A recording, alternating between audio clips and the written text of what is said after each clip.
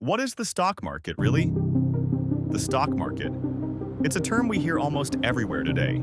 On television, in the news, on social media. But let's be honest. When you first came across the stock market, didn't it seem a little confusing? Red and green numbers, charts that never stop moving. Some people make a fortune, while others seem to lose money just as quickly. From the outside, it looks like a complicated world that only experts can understand. That's exactly what I used to think. But over time, I realized something. The stock market isn't nearly as complicated as it seems. In fact, once you understand the basic idea behind it, you'll see that it's not so different from many of the buying and selling decisions you make in everyday life. So let's explore it together. At its core, the stock market is simply a place where people can buy and sell ownership in businesses. Yes, you heard that right.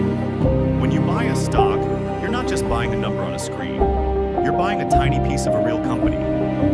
Maybe it's a car manufacturer. Maybe it's one of the world's most popular coffee chains. Or maybe it's a technology company that's shaping the future. The moment you buy a share, you're no longer just watching that company from the outside. You become one of its owners. This is exactly what Warren Buffett has been trying to teach for decades. Don't think of yourself as buying a stock. Think of yourself as buying part of a business.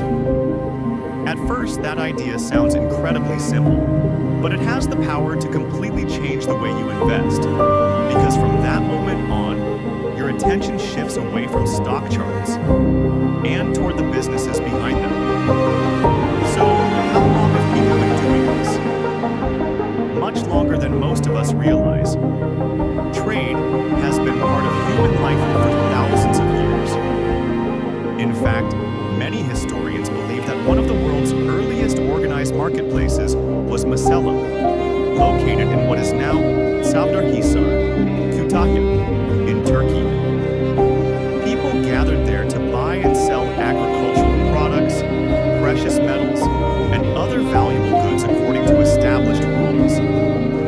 Of course, there were no computers, no smartphones, and certainly no stock prices changing every second.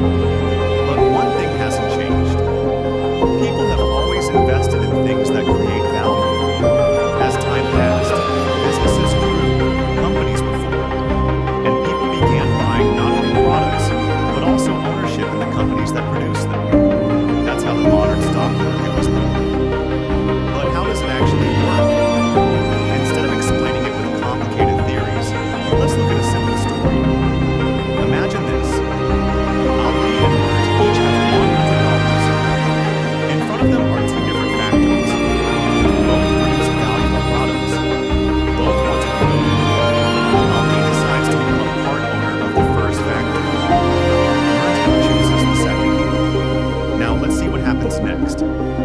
Because what these two investors experience will explain the basic idea of the stock market better than any textbook ever could.